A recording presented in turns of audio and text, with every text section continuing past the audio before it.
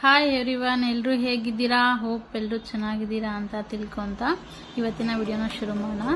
ನಾನಿವತ್ತು ಕಡಲೆಕಾಯಿ ಬೀಜನ ಬಳಸಿ ನಾವೊಂದು ಸಿಹಿಯಾದ ಉಂಡೆನ ಹೇಗೆ ಮಾಡೋದು ಅಂತ ತಿಳಿಸ್ಕೊಡ್ತಾ ಇದ್ದೀನಿ.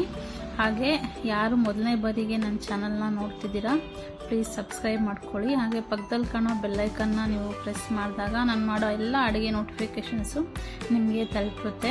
ನಾನು ಕಡಲೆಕಾಯಿ ಬೀಜ ಮತ್ತು ಬಿಳಿ ಎಳ್ಳನ್ನ ಬಳಸಿ ಉಂಡೆನ ಯಾವ ರೀತಿ ಮಾಡೋದು ಅಂತ ತೋರಿಸ್ಕೊಡ್ತಾ ಇದ್ದೀನಿ. ಈ ತಿಂಡಿ ನಿಮಗೆ ಇಷ್ಟ ಆಯಿತು ಅಂತಂದರೆ ಪ್ಲೀಸ್ ಒಂದು ಲೈಕ್ ಮಾಡಿ, ಹಾಗೆ ಕಮೆಂಟ್ ಮಾಡಿ ತಿಳಿಸಿ. ನೀವು ಇದನ್ನು ಮಾಡಿದ್ಮೇಲೆ ಹೇಗಾಯಿತು ಅನ್ನೋದನ್ನ ಕಮೆಂಟ್ ಮಾಡಿ ತಿಳಿಸೋದನ್ನ ಮರಿಬೇಡಿ. ಬನ್ನಿ ಮಾಡೋದು ಹೇಗೆ ಅಂತ ನೋಡೋಣ. ಇಲ್ಲಿ ನಾನು ಒಂದು 250 ಗ್ರಾಮ್, 1/4 kg ಅಷ್ಟು ಕಡಲೆಕಾಯಿ ಬೀಜನ ತೊಗೊಂಡಿದ್ದೀನಿ. ಒಂದು 100 ಗ್ರಾಮ್ ಅಷ್ಟು ಎಳ್ಳು ತೊಗೊಂಡಿದ್ದೀನಿ. ಎಳ್ಳು ನಿಮಗೆ ಬೇಕು ಅಂದರೆ ಹಾಕ್ಕೊಳ್ಳಿ, ಬೇಡ ಅಂದರೆ ಸ್ಕಿಪ್ ಮಾಡ್ಬೋದು. ಹಾಗೆ ಕಡಲೆಕಾಯಿ ಬೀಜ ಎಷ್ಟು ತೊಗೊಂಡಿದ್ದೀನೋ ಅಷ್ಟೇ ಬೆಲ್ಲನೂ ತೊಗೊಂಡಿದ್ದೀನಿ. ಬೆಲ್ಲನ ಚಚ್ಚಿ ಇಟ್ಕೊಂಡಿದ್ದೀನಿ. ಹಾಗೆ ಸ್ವಲ್ಪ ಏಲಕ್ಕಿನ ಚಚ್ಚಿ ಪುಡಿ ಮಾಡಿ ತೊಗೊಂಡಿದ್ದೀನಿ. ಎಳ್ಳು ಆಪ್ಷನಲ್ ಆಗಿರುತ್ತೆ, ನಿಮಗೆ ಬೇಕು ಅಂದರೆ ತೊಗೊಳ್ಳಿ, ಬಟ್ ಚೆನ್ನಾಗಿರುತ್ತೆ ಬಳಸೋದ್ರಿಂದ. ಬರೀ ಕಡಲೆಕಾಯಿ ಬೀಜ ಮಾಡ್ಕೋಬೇಕು ಅಂತ ಅನಿಸಿದ್ರೆ ನೀವು ಬರೀ ಕಡಲೆಕಾಯಿ ಬೀಜನೇ ಮಾಡ್ಕೋಬೋದು. ಎರಡಕ್ಕೂ ಒಂದೇ ಒಂದು ಪ್ರೊಸೀಜರ್ ಆಗಿರುತ್ತೆ. ಮತ್ತು ಇಲ್ಲಿ ನಾನು ಕಡಲೆಕಾಯಿ ಬೀಜನ ಲೋ ಫ್ಲೇಮಲ್ಲಿ ಚೆನ್ನಾಗಿ ಹುರ್ಕೊಬೇಕು. ಅದು ಚೆನ್ನಾಗಿ ಕೆಂಪಗಾಗಿ ಗಮ್ಮಂತ ಸ್ಮೆಲ್ ಬರೋವರೆಗೂ ಚೆನ್ನಾಗಿ ಕಡಲೆಕಾಯಿ ಬೀಜನ ಹುರ್ಕೊಳ್ಳಿ. ಫ್ರೆಂಡ್ಸ್, ಯಾರು ಮೊದಲನೇ ಬಾರಿಗೆ ನನ್ನ ಚಾನಲ್ ನೋಡ್ತಾ ಇದ್ದೀರೋ ಎಲ್ಲರೂ ಪ್ಲೀಸ್ ಸಬ್ಸ್ಕ್ರೈಬ್ ಮಾಡ್ಕೊಳ್ಳಿ. ಹಾಗೆ ಪಕ್ಕದಲ್ಲಿ ಕಾಣೋ ಬೆಲ್ಲೈಕನ್ನ ಪ್ರೆಸ್ ಮಾಡಿ, ಅಲ್ಲಿ ನೋಟಿಫಿಕೇಷನ್ ಅಂತ ಇರುತ್ತಲ್ಲ ಅದನ್ನ ಪ್ರೆಸ್ ಮಾಡಿದಾಗ ನಿಮಗೆ ನಾನು ಮಾಡೋ ಎಲ್ಲ ಅಡುಗೆ ನೋಟಿಫಿಕೇಷನ್ಸು ನಿಮಗೆ ಬರುತ್ತೆ. ನೋಡಿ, ಕಡಲೆಕಾಯಿ ಬೀಜ ಈ ಥರ ನೀಟಾಗಿ ಹುರ್ಕೊಳ್ಳಿ. ಇದನ್ನು ನಾವೊಂದು ಸೈಡ್ಗೆ ತೆಗೆದಿಟ್ಕೊಬೇಕಾಗತ್ತೆ. ನಾವು ಬೇರೆ ಕಡಲೆಕಾಯಿ ಪೂರಿ ಉಂಡೆ ಎಲ್ಲದೂ ಇದೇ ಥರನೇ ಮಾಡಬೇಕು. ಅಂದರೆ ಪಾಕ ಒಂದೇ ಥರನೇ ಆಗಿರುತ್ತೆ, ಬಟ್ ನಾವು ತೊಗೊಳ್ಳೋ ಪದಾರ್ಥಗಳು ಬೇರೆ ಬೇರೆ ಆಗಿರುತ್ತೆ.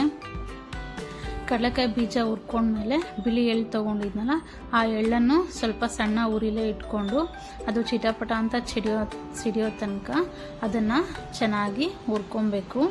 ಹಾಗೆ ನಿಮಗೆ ಎಳ್ಳು ಬೇಕು ಅಂದ್ರೇ ಹಾಕ್ಕೊಳ್ಳಿ, ಬೇಡ ಅಂದರೆ ಎಳ್ಳನ್ನು ಸ್ಕಿಪ್ ಮಾಡ್ಬೋದು. ಬಟ್ ನಾನು ಇದರಲ್ಲಿ ಎಳ್ಳನ್ನ ಬಳಸಿದಾಗ ಅದು ತುಂಬ ಚೆನ್ನಾಗಿತ್ತು, ಅದಕ್ಕೋಸ್ಕರ ನೀವು ಬೇಕಾದರೆ ಬಳಸ್ಕೊಳ್ಳಿ. ನೋಡಿ, ಅದು ಸ್ವಲ್ಪ ಕಲರ್ ಚೇಂಜ್ ಆದಾಗ ಅದನ್ನು ತೆಗೆದು ಸೈಡ್ಗೆ ಎತ್ತಿಟ್ಕೊಂಬಿಡೋಣ.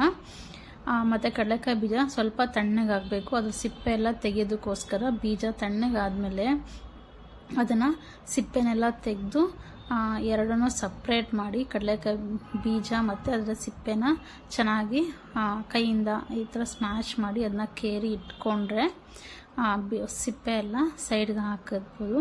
ನಂತರ ನೀವು ಅದನ್ನ ಹಂಗಂಗೆ ತೊಗೋಬೋದು. ನಾನಿದು ಸ್ವಲ್ಪ ಮಿಕ್ಸಿಲಿ ಒಂದು ಸರಿಗೆ ಸುಮ್ಮನೆ ಒಂದು ಸರಿ ಮಾತ್ರ ಮಿಕ್ಸಿನ ಈ ಥರ ಹಿಂಗೆ ತಿರುಗಿಸ್ಕೊಳ್ಳಿ ಒಂದು ಸರಿ, ಮತ್ತು ಇನ್ನೊಂದು ಸರಿ ಚಟನ್ ತಿರುಗಿಸ್ಕೊಂಡ್ರೆ ಸಾಕಾಗುತ್ತೆ. ಇಷ್ಟು ಒಂದು ಅರ್ಧಂಬರ್ಧ ಅದನ್ನು ರುಬ್ಕೊಂಡ್ರೆ ಸಾಕಾಗುತ್ತೆ. ನಿಮಗೆ ರುಬ್ಕೊಳ್ಳೋದು ಬೇಡ, ಹಾಗೆ ನಾವು ಉಂಡೆ ಮಾಡ್ತೀವಿ ಅಂದರೂ ಮಾಡ್ಬೋದು. ಬಟ್ ರುಬ್ಕೊಂಡು ನಾವು ಮಾಡೋದ್ರಿಂದ ಉಂಡೆ ಒಡೆದೋಗಲ್ಲ. ಕೆಲವೊಂದು ಸರಿ ಉಂಡೆ ಬಿಟ್ಕೊಂಡ್ಬಿಡುತ್ತಲ್ಲ, ಆ ಥರ ಏನೂ ಆಗೋಲ್ಲ. ಈ ಥರ ಮಾಡೋದ್ರಿಂದ ಚೆನ್ನಾಗಿರುತ್ತೆ. ಹಾಗೆ ಅದನ್ನ ರುಬ್ಕೊಂಡು ಒಂದು ಸೈಡಲ್ಲಿ ಇಟ್ಟ ಮೇಲೆ ನಾನು ಬೆಲ್ಲದ ಪಾಕ ಮಾಡ್ಕೊಂಡು ಸ್ವಲ್ಪ ನೀರು ಹಾಕ್ಕೊಳ್ಳಿ. ತುಂಬ ಜಾಸ್ತಿ ನೀರನ್ನು ಹಾಕಬೇಡಿ. ಒಂದು ಚಿಕ್ಕ ಕಾಫಿ ಲೋಟದಲ್ಲಿ ಒಂದು ಅರ್ಧ ಲೋಟದಷ್ಟು ನೀರು ಹಾಕ್ಕೊಂಡ್ರೆ ಸಾಕಾಗುತ್ತೆ. ಮತ್ತು ಪಾಕನೂ ಅಷ್ಟೇ, ಏನು ಗಟ್ಟಿ ಪಾಕ ಬರಬೇಕು ಆ ಥರ ಏನಿಲ್ಲ. ಬೆಲ್ಲ ಚೆನ್ನಾಗಿ ಕರಗಿದ ಮೇಲೆ ಸ್ವಲ್ಪ ಮೇಲ್ಗಡೆ ಅದು ಗೆಜ್ಜೆ ಪಾಕ ಅಂತ ಹೇಳ್ತೀವಿ, ಫಸ್ಟ್ ಪಾಕ ಅದೇನೇ ಬರೋದು. ಚೆನ್ನಾಗಿ ಅದು ಕುದಿಬೇಕು. ಅದು ಚೆನ್ನಾಗಿ ಕುದ್ದ ಮೇಲೆ ನೀವು ಗಟ್ಟಿ ಪಾಕ ಅಂತೇನಿಲ್ಲ, ನೋಡಿ ಈ ಥರ ಇಷ್ಟು ಬಂದರೆ ಸಾಕಾಗುತ್ತೆ. ಇದು ಇಷ್ಟು ಬಂದರೆ ನೋಡಿ, ಈ ಥರ ಇದ್ದರೆ ಸಾಕಾಗುತ್ತೆ. ಕೈಯಲ್ಲಿ ಹಿಂಗಂದರೆ ಅಂಟ್ಕೊಂಡ್ರೆ ಸಾಕದು. ಇಷ್ಟಾದರೆ ಸಾಕು. ಮತ್ತು ಗಟ್ಟಿ ಪಾಕ ಎಲ್ಲ ತೊಗೊಳ್ಳೋ ಅವಶ್ಯಕತೆ ಇಲ್ಲ, ಇಷ್ಟಾದರೆ ಸಾಕು. ಮತ್ತು ಇದನ್ನ ಆಫ್ ಮಾಡಿಟ್ಕೊಂಡು ಆಗಲೇ ನಾನು ತೆಗೆದಿಟ್ಕೊಂಡಿದ್ನಲ್ಲ ಎಳ್ಳು ಮತ್ತು ಕಡಲೆಕಾಯಿ ಬೀಜ ಅದನ್ನೆಲ್ಲ ಅದು ಒಂದು ಅಗಲವಾದ ಪಾತ್ರೆಯಲ್ಲಿ ಎಲ್ಲದನ್ನು ಬೆರೆಸ್ಕೊಳ್ಳೋಣ. ಕಡಲೆಕಾಯಿ ಬೀಜ ಮತ್ತು ಎಳ್ಳು, ಹಾಗೆ ನಾನು ತೊಗೊಂಡಿದ್ನಲ್ಲ ಏಲಕ್ಕಿ ತೊಗೊಂಡಿದ್ದೆ, ಅದನ್ನು ಇದರಲ್ಲಿ ಹಾಕ್ತಾಯಿದ್ದೀನಿ. ಏಲಕ್ಕಿ ಫ್ಲೇವರ್ಗೆ ಗಮ್ ಅಂತ ಸ್ಮೆಲ್ ಬರುತ್ತೆ, ಅದಕ್ಕೋಸ್ಕರ ಚೆನ್ನಾಗಿರುತ್ತೆ ಏಲಕ್ಕಿನ ಬಳಸೋದ್ರಿಂದ. ಎಲ್ಲದನ್ನೂ ಕೈಯಿಂದ ಚೆನ್ನಾಗಿ ಮಿಕ್ಸ್ ಮಾಡ್ಕೊಬೇಕು.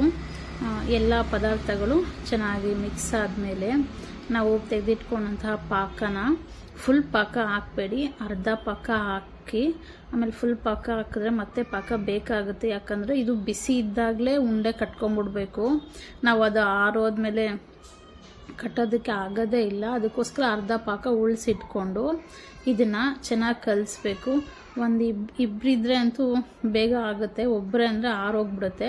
ನಾವು ಒಬ್ಬರೇ ಇದ್ದಾಗ ಸ್ವಲ್ಪ ಪಾಕ ಮತ್ತು ಸ್ವಲ್ಪ ಕಡಲೆಕಾಯಿ ಬೀಜ ಹಾಕ್ಕೊಂಡು ಕಲಿಸ್ಕೊಂಡ್ರೆ ಆಗುತ್ತೆ. ನೋಡಿ, ಈ ಥರ ಕಲಿಸ್ಕೊಂಡ್ಮೇಲೆ ಬಿಸಿ ಇದ್ದಾಗಲೇ ಒಂದು 4 ಉಂಡೆ ಕಟ್ಬೋದು.